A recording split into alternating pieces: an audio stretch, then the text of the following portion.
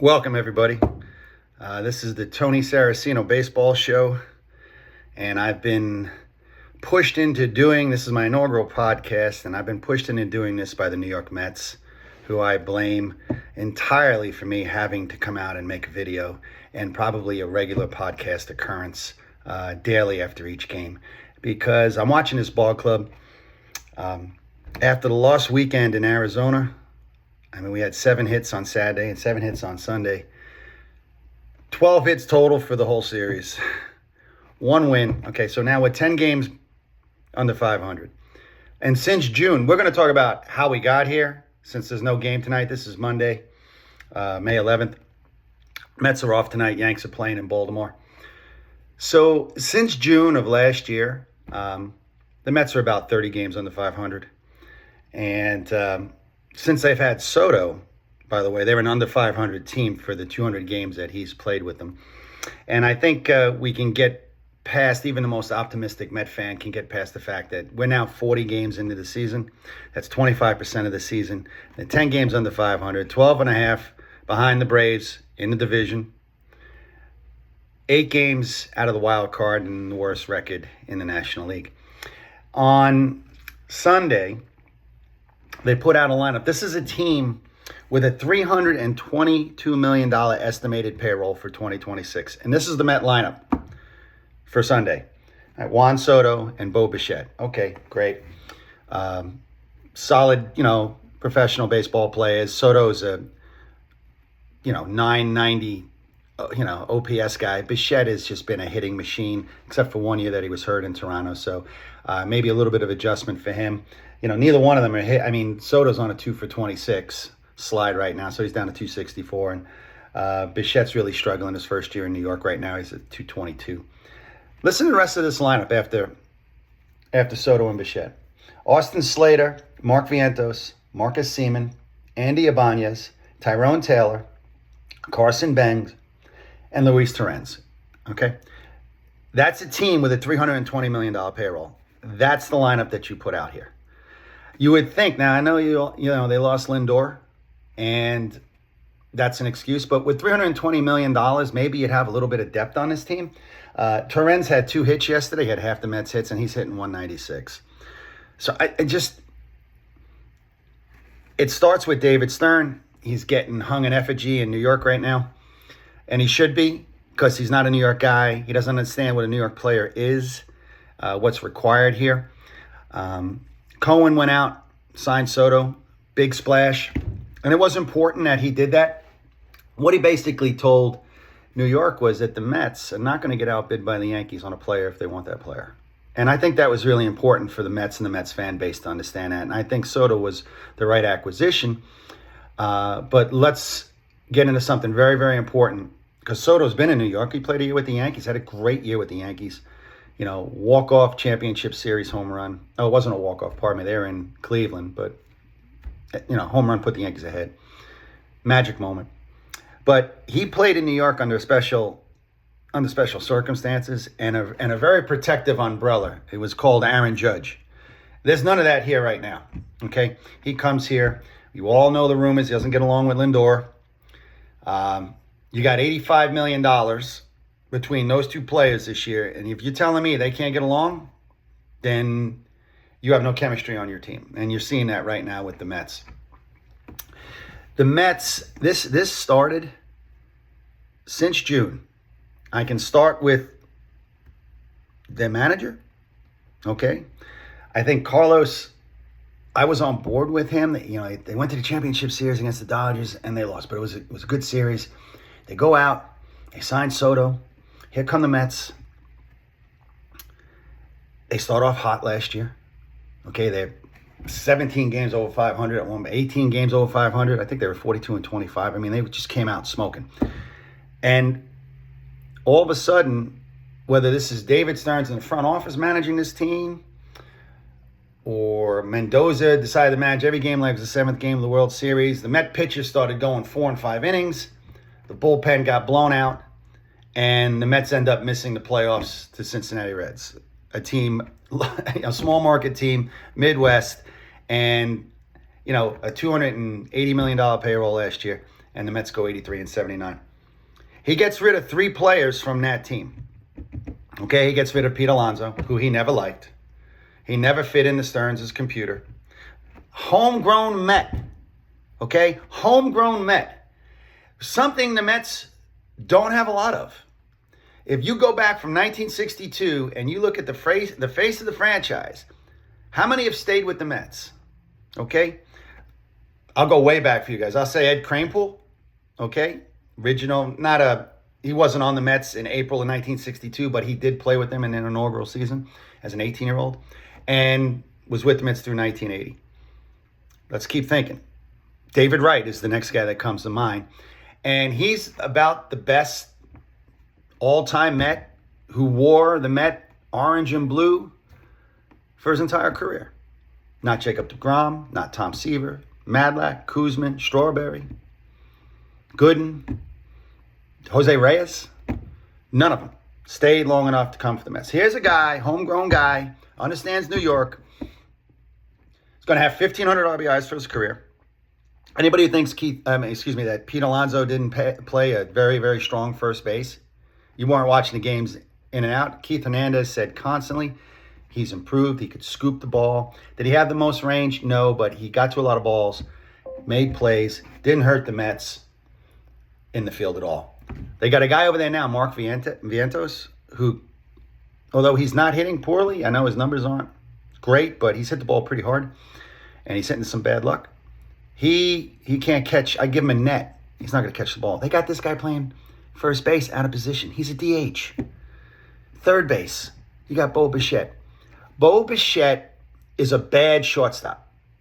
Okay? What makes you think he's going to go to third base and suddenly be Greg Nettles or Brooks Robinson over there? He's just going to be a bad third baseman. Okay? It wasn't his range that was a problem. I know you all have range factors now. We measure everything, but he's playing out of position too. All right? You got guys out of position all over the place, which I'm getting into in a second because he's one of the 3 guys the Mets got rid of. Could have been a very, very, very serviceable utility player.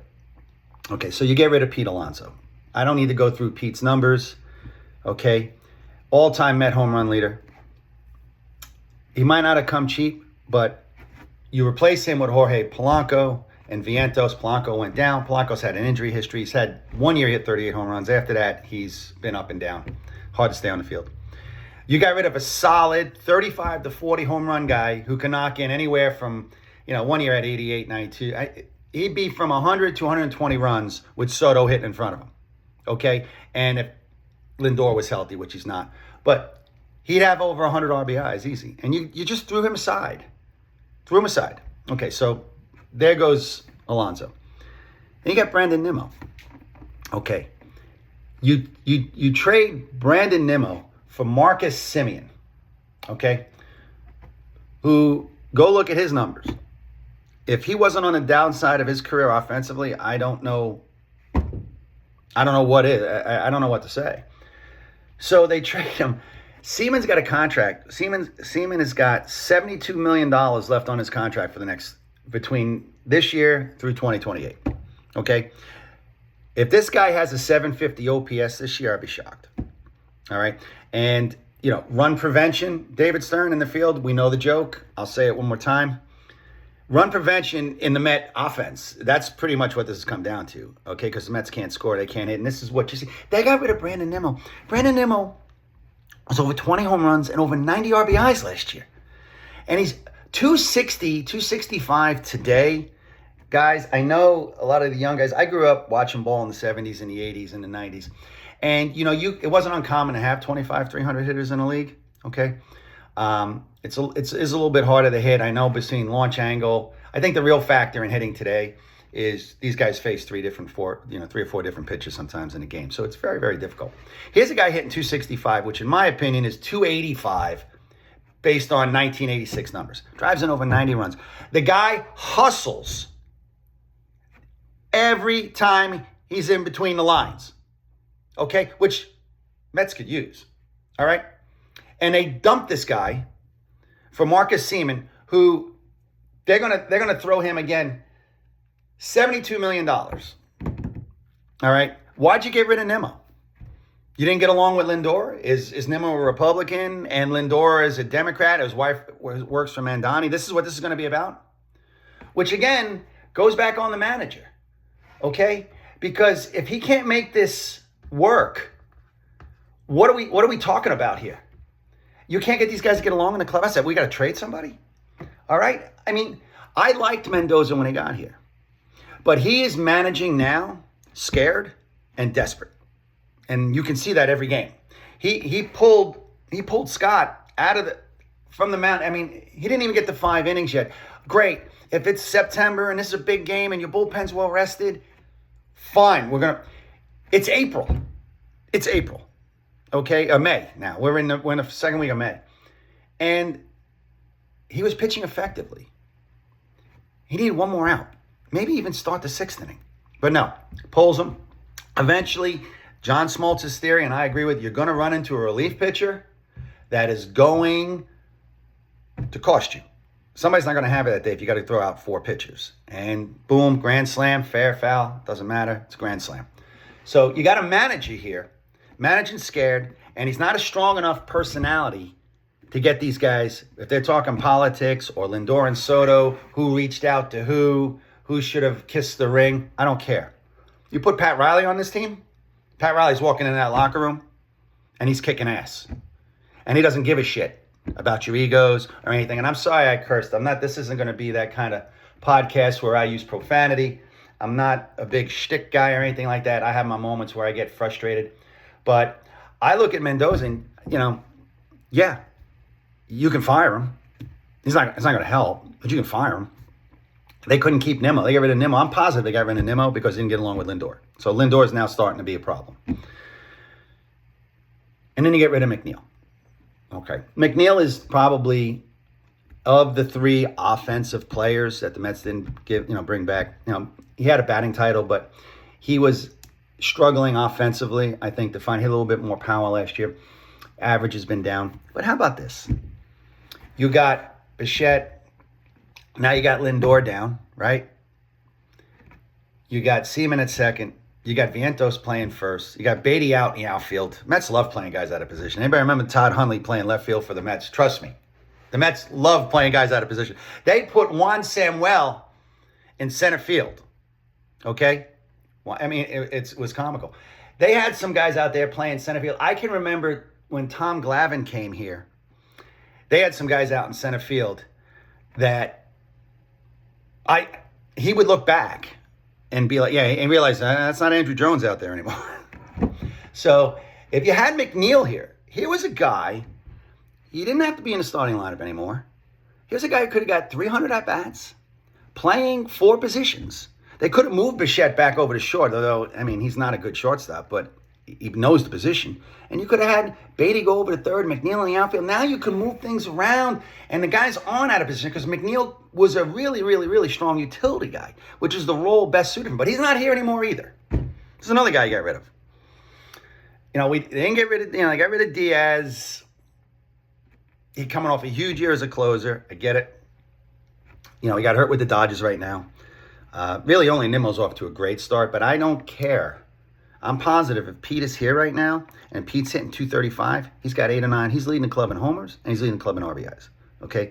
So I don't care what's going on in Baltimore. Pete will be fine in Baltimore. Maybe he hits 235. He'll hit 30, 35 home runs. Should knock in 100 runs. Their lineup is struggling too. But, you kicked out a guy, a homegrown guy, who knew New York, and you brought in a guy who can't stay healthy, and now you got another guy playing there who doesn't know, which end of the glove to put on his hand. And this is what happens when you get a general manager who comes into this town and doesn't know. Doesn't have a clue what's it like. It's a difference when you come here. This isn't Cincinnati. This isn't Pittsburgh. It's not Colorado. All right, it's not Toronto. Okay, it's not anywhere in Florida. I don't need to get down to Florida, but, Tampa and Miami. Tampa, I went to the Tampa game the other night. That team knows its formula and knows how to win and stay competitive. And I give that Tampa Bay, those guys, a lot of credit. So you got David Stern here, who can operate with a big checkbook, which can make up for a mistake if you don't get tied to the mistake. It's funny. I always said this, and I said this with Teixeira when he was a Yankee. Mark's last 3 years in New York were injury up and down, but the Yankees had to throw him out on the field because they gave him a lot of money. You know, the shift hurt him and all that other stuff, but it was hurting him. You got a guy out here now, you got Sean Manaea, all right, who they're paying. If I look at Manaea's contract on here, I should memorize this stuff, guys, but it's kind of funny. So, you know, Manaea's contract is $26 million, $25 million, all right? So they had him down for a 3 year, $75 million contract. I get it. 2024, he dropped down on his angle. He looked incredible the last 3 months of that season. Okay, he's been hurt now. You know, should he have gotten an operation? They say he's got floating particles in his elbow. A couple other, Diaz is getting a surgery for it. A couple other guys out there who elected to have Scooble's another one getting surgery with loose particles. He doesn't get surgery. Has this really affected him now? As he, velocity down, movement down, whether or not that ball can break as sharply as it could, you lose that. Matt Harvey lost that when he came back from his injuries. It wasn't so much velocity as it was bite, spin. We say spin rate. I'm not always that kind of guy, but I know bite. I know when pitches can move and when a slider can get flat, it becomes very, very, very, very hittable fastball. So you got Manaea now. They're trying to find something to do with Manaea. They got $25 million invested in this guy this year and next year. By the way, the Met payroll already estimated for 2027 is $320 million. That's the Mets' estimated payroll already for next year that they got on the books. How are you going to solve this? Is David Stern? I mean, we he's a Harvard guy. He's the smartest guy in the room. I hear the rumors. I don't really listen to him talk that much. But you better fix it. I don't even know if you can fix this right now. I mean, it's going to be a dead summer in New York very, very quickly. They played some really bad teams so far. They haven't played Atlanta yet. They haven't played Chicago yet. I mean, they did their West Coast swing, but they got good teams they got to play still. And everybody's in front of them. And they can't hit. They can pitch a little bit, okay? I will give Stearns one thumbs up, one green pen. You get the green pen when you do well, and you get the red pen when you do bad. All right? He's got a lot of red pen all over that notebook. Clay Holmes was a really good decision, okay? But I don't care. I don't care you got one right. You're a general manager. You're supposed to get one wrong and a lot right, okay? You're not supposed to get one right. I can tell you now, I always thought, and there's a lot of Mets fans out there, you guys watch these games every day. The Met fan base right now is always waiting for the shoe to drop. Between the collapse last year, going back to 2006 and 7 and 8, and those heartbreaking, you see the Met fans, New York in general, right? We haven't had a winner since 2011 with the Giants. Yankees 2009. Mets haven't won a World Series. Let's go, since the magical one, right? 1986. Been to a couple. Big deal. You've been to a couple. You should get to one every 30 years just by chance based on how many teams there are. In fact, you should get to 2 in 30 years and win at least 1. Just by random, every year, how many teams there are, you should be able to get at least 1, okay? And they haven't gotten any. So the Met fan base is really jilted. They tend to, and there's a sounding board, WFAN. They love to call in. I get it. I see some of the other guys out here who are doing podcasts. Some of them are pretty entertaining. I've seen some that are pretty boring, which is why I'm doing this now. I've been following baseball for a long time. You don't need to hear my resume. It's not much anyway. But you don't get one right, David Stern, okay? And the rest wrong. I feel like I can go out there right now and be a better general manager. And I bet you right now, 80% of Met fans think they can go out there right now. I mean, Theo Epstein came out of nowhere, all right, and looked at analytics and could get it done. And I think he also, Joe Torre said something once to Brian Cashman when he was leaving. And he said that sabermetrics has a place in this game and it shouldn't be discounted. But he said to him, and I'll never forget it, he said, Cash, this game has a heartbeat. And don't forget that. And I think guys like Stern, and I'm not going to get on the Yankees right now. Yankees doing great. But sometimes I think these general managers forget that this game has a heartbeat. I think Epstein kind of was able still to balance that back in 2003, but they pulled him off the street. Okay, I don't care he came from Harvard. The guy wasn't in baseball. He breaks a curse with the Red Sox, and he breaks a curse with the Cubs. This is considered, you can make him out to be one of the greatest general managers, if not the greatest general manager of all time. He took 2 organizations that hadn't won in 100 years, okay, and 90 years for the Red Sox, basically. and won. Okay. So I look at Stern. Do I see a baseball guy? Or do I see a guy who is got his glasses on and analyzing statistic after statistic after statistic after statistic? And then what I hate is then correlates that into how this projects out. Okay. Billy Beane thought Eric Chavez was going to be Barry Bonds because Chavez had a better start to his career than Bonds did. All right. Now, we can throw steroids and all this other stuff in and out. It doesn't matter. Fact is, injuries, talent, general, how you learn as you're into these games, time and time again, season after season, the memory, baseball IQ, how well you remember how people pitch you. Bonds was off the charts. So was Willie Mays and Hank Aaron. We tend to forget the level of baseball IQ these guys play with. Their memory.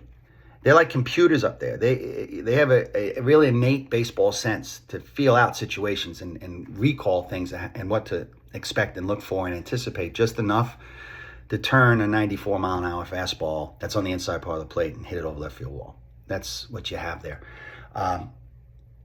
We general managers don't tend to see some of that. You know, the 2015 Royals won the World Series and had the best contact rate in the major leagues when they won. And you thought it's a copycat league, and you thought they would try to go and other teams would try to follow that direction. Instead, it became a power-oriented, 3-outcome game, right? Walk, strikeout, home run. Didn't make for an attractive game. Things are getting better now. I still don't think, enough teams play enough small ball in certain situations. Guys don't know how to bunt. The Mets are horrible at that too, by the way. Mets can't get down. It's incredible. You get into extra innings. They won an extra inning game on Friday, but I don't expect them to win extra inning games. I just don't. I don't know. I don't think they know what type of team they're supposed to be. It's very frustrating to see this right now and how this is going to play out. It's going to be a really long summer. I mean, if Scott can step into the rotation, you'll have 4 guys right there that are pretty good. I don't know what you're going to do with Minaya. I don't know what you're going to do with Senga. I don't know what you're going to do with Peterson right now. You got guys in the minors you still can bring up. I think you're putting a lot on McClain right now. I mean, we're anointing him a number 1 starter.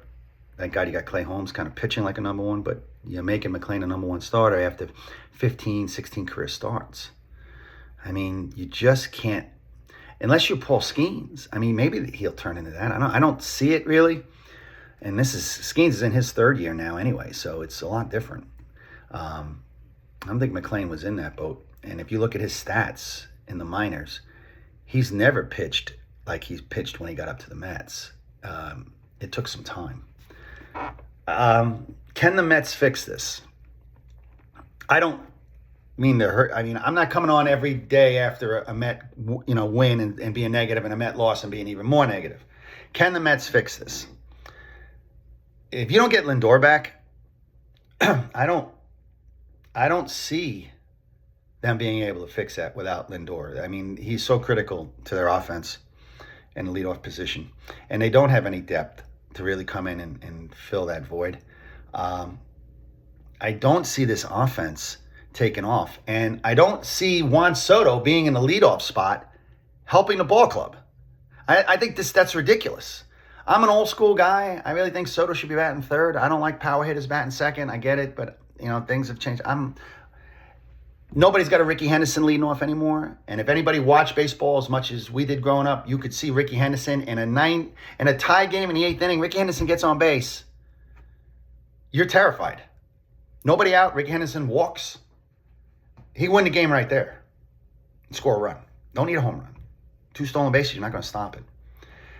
They brought speed back into the game already with the amount of throwovers. So, it's there for the taking if you develop the players, but there are none coming. Not going to play like that. So that's not the Met game. So what are they going to do to hit? Bichette's going to get hot maybe? I would expect Bichette to get hot. His baseball card shows he should get hot. Is that going to be enough? I mean, their pitching is pretty good, but I see their bullpen. If the Mets don't fundamentally change how they're going to take their starters a little bit deeper in the game, they're just going to blow out their bullpen just like last year. And I think that's coming from upstairs. I don't think Mendoza would manage this way. I believe Stearns is setting the course to what to do, just like Cashman does with Boone. I'm sorry to the Yankee fans out there, Boone's push-button manager. That game is managed just like the Dodgers do. And, listen, the Dodgers are, first-class, exemplary organization right now. But they run the strategy through everybody, the front office, before the game starts. So they know in the 6th inning, your best lefty's up. This is who's coming out of the bullpen. Our pitcher is not going to face this guy the 3rd time through the order at all. I don't care if he struck out 15 guys and he's pitching a one-hitter. It's not happening. Which, again, is a mistake.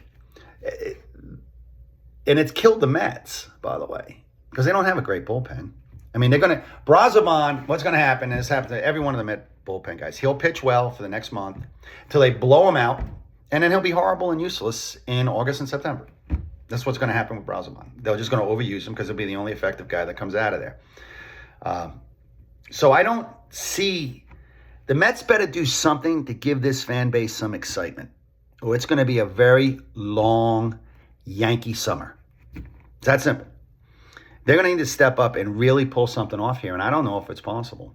I don't know. They with the team they have right now, they will not make the playoffs with the team they have right now. The team they're putting on the field, that lineup you saw for $320 million, $330 million is a horror show. And if they don't do something here, they'll get a little air cover. A lot of people saying this back in New York. The Knicks right now are really special. If you've been a basketball fan, you see what the Knicks are doing after the last few years where they've been taking these steps. You can dream a little bit. You can dream a little bit. I don't watch a lot of basketball anymore. Not a fan of the NBA. I'm not going to get into the politics of it, but I'm not a fan of the NBA anymore. And I'm not a fan of the NBA since they like to throw the WNBA down my throat every time I put it on the television. So leaving that alone, the Knicks will protect the Mets for a little bit. But after late June, the Mets 12 games under 500 with this payroll and this general manager, and the last, at this point, 200 games, 250 games, and they're under 500 with the second highest payroll in baseball, signing a marquee guy who's supposed to be a leader, signing their pitching. And they thank God for Clay Holmes. They don't even really have a real ace. For the money they spent, it's ridiculous. So we'll see what goes on. This is Tony's Baseball Show. You'll see me after Met games. We'll talk a little bit and give you my thoughts on the game. See how it is. I will say this, the Mets, you have the best announcing crew in baseball. Gary, Ron, and Keith. There's nobody better. And Gary and Ron have 30 years, 35 years, maybe closer to 40 if I add them up, right, of baseball seasons in them. They know this is a long season. And they've been very quiet right now about, hey, don't panic, don't panic, don't panic. But we're 40 games into the season right now. After being 20-something games under 500, close to 20 games under 500, last season, since June. Why are we supposed to be optimistic? You should be, pulling a fire alarm right here. And I think Keith and Ron are going to have to step up now and start calling this like it is. 40 games into the season. This is trouble. Is this getting better? Show me. They just came off a homestand. They were under 500, and they just came on the road and played some of the worst teams in baseball. And they went nowhere. They're still 10 games under 500. So once again, this is Tony's Baseball Show. I'll see you tomorrow night. And good luck and good night to all the Met fans out there. Signing off.